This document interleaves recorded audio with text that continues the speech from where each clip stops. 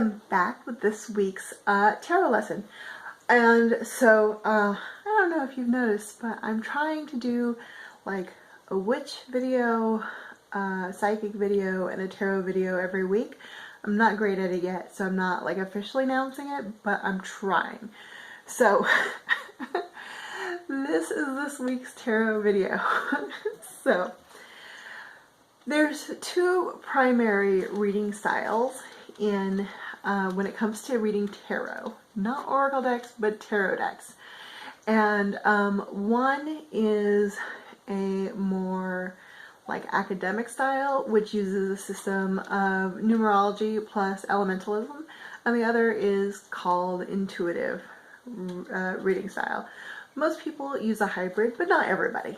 So today I want to talk about the intuitive reading style. The intuitive reading style does not require that you memorize books, read ancient tomes, study classes. It doesn't require that you put in 10 years of experience. It requires nothing, which is great. I mean, I think it's fantastic, like genuinely. We put these weird requirements on readers now, like in the community, where they have to have like 15 years of experience before they're considered an authority, and that's like wackadoo. Like when tarot was first developed and like became really popular and became a highly developed thing and whatever, like back in the history of tarot, people didn't have time or resources or the energy or even contact with enough people to do that. So expecting people to do it now before they can even be considered an expert is kind of ridiculous. And besides, it's a psychic art, like whatever. If you learn best that way, those things don't hurt. They're awesome. They're fun. Adding more experience and dimensionality to the art is absolutely brilliant. I do not get enough of studying the tarot, believe me. But requiring it is like gooftastic. So that's my opinion. I didn't mean to get it everywhere, except I totally did. It's my channel. I can do that. Anyway, intuitive reading styles. They work best with a deck that has pictures. In fact, I'm not entirely sure how you would do it with a deck that just has like, you know, 5 rods on it and that's it. Like, I'm sure someone out there could do it, but I'm just not sure how you would do that. As far as my knowledge goes, it's done best with pictures on the cards. So as you guys know, my favorite working deck is the Shadowscapes Tarot, and for me, this is the deck that really clicked that intuitive reading style for me. Before I got this deck, I was very much more of an academic, analytical reading tarot reader, and which worked great. But I really feel like my readings took off a lot once that intuitive reading style clicked for me, and I developed more of a hybrid style of reading the tarot. So, as an example, just pulling around, I just cut the deck at random. So here we have the 5 of Wands. I gotta like make sure this is in the frame so you can see it. So the 5 of Wands is about being assaulted on all sides. Oh gosh, I probably should have dug out the cards in the Rider-Waite first. Traditionally, this card is about, it shows a young man and he's standing with his staves and he's facing a group of other people and kind of, they look like they're fighting. And the card is about facing a bunch of obstacles, having a bunch of people in your way, and having to overcome those obstacles in order to succeed or move forward in life. Now you can see that in this card, our person is literally going uphill with a bunch of stabs, and all these foxes are trying to stop him, and he's got to fight his way through it. It's a pretty literal depiction of the card meeting for the 5 of Wands. So as an intuitive reader who hasn't studied tarot for 30 years like I have, picking up this card and reading it is going to be pretty easy. I can look at the card in a reading and I can be like, this looks hard. This guy's got to overcome a lot in order to get where he's going. And I'm going to be totally right. This card tells a story. And that's intuitive tarot reading. Now this illustration could be the 5 of Wands and mean like whoop-de-doo, like any other aspect of the 5 of Wands, and whatever story I get out of this card is going to be correct, because this is my deck and this is my reading, and I'm going off the pictures, and that's what I'm doing. Okay, so I'm sure you guys have heard me rant before about how whoever's reading the cards is right, and that's it. So you can see though that having cards with the pictures on them really helps this intuitive reading style. And so you can kind of draw the Five of Swords. What's up with me today? You can kind of see how, like, the different pictures and stuff, you know, the Emperor in this deck is very illustrative of the meaning of the Emperor in the traditional style decks. He's got the horns on his head, he's bare-chested, very masculine, clearly in charge, clearly a dominant sort, and he's got all sorts of like religious elements. He's got a leaf on his head, so he ties in with the Green Man nicely. So he's got all those masculine symbols that are going to speak to people with him, and so you can kind of just look at the picture and read the meaning of the card. And since I had such an analytical academic background with the tarot cards, this deck, the Shadowscapes Tarot, because it was very, very literal and very beautiful in the depiction of the tarot meanings that I was already familiar with, is what made the intuitive reading click for me.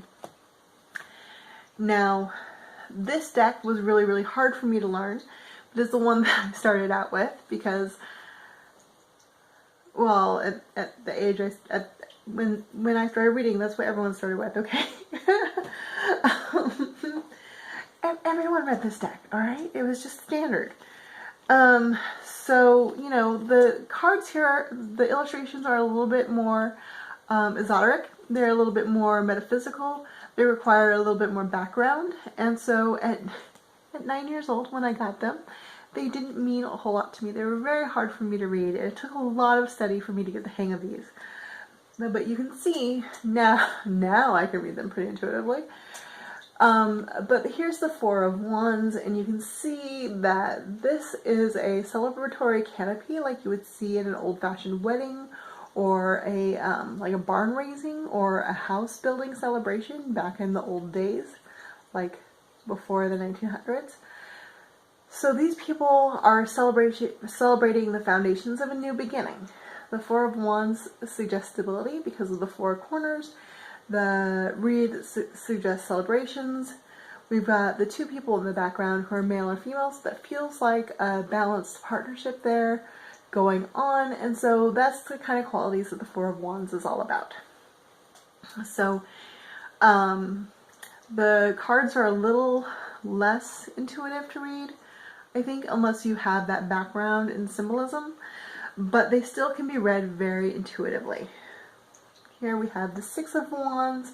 We've got a laurel wreath. We've got a wreath of peace and victory. We've got the 6 rods. They're all sprouting new leaves, which show there's new beginnings going on. We've got a decorated horse, which is not a war horse, so this is talking about peace and resolution.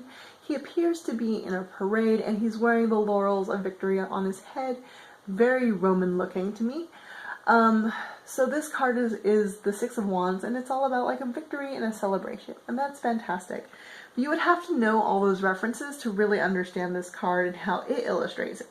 But even if I came up with something really, really crazy, it would still be right. I've got pictures to work with, and I can tell whatever story I want. Now, if we want to get really, really off the wall, this is this year's Spirit Halloween deck, and I love the crap out of it. It's ridiculous, it's funny, it's got so much myth going on in it, but it's very not traditional. It's very, well, it's very not Waite inspired, Rider-Waite Smith deck inspired, but it's still just really, it's a really fun deck. So whatever intuitive reading I came up with, this deck would be just as valid as a traditional academic analytical style. So for the Four of Cups, we have the Ghoul. Now, normally we would interpret the Four of Cups as like being apathetic or disinterested, or perhaps a time delay, or maybe a disappointment or a slight depression. But with a ghoul, I would think unhealthy obsession, maybe an anxiety, acting out of turn, inappropriateness, taking what isn't yours, maybe even theft, unhealthy relationships, toxicity. I don't like doing court cards on this because I'm bad at it when it comes to intuitive style readings. With the Three of Wands, we have the Brownie.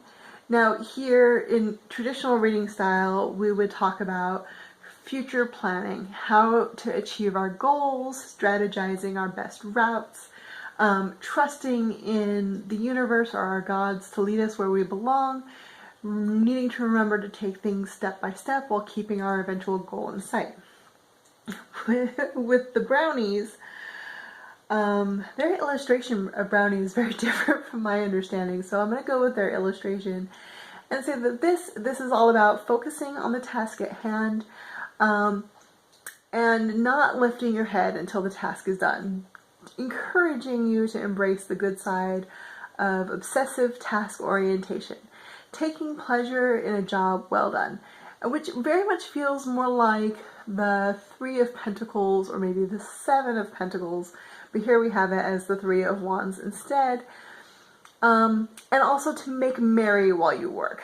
So, and all those interpretations would be totally correct using this deck, or any deck, but those interpretations would be absolutely correct. So those are examples of how you would do an intuitive style tarot reading. Again, it's very hard for me to illustrate that because I've been reading tarot for 30 years. It's very hard for me to do like a pure intuitive style reading.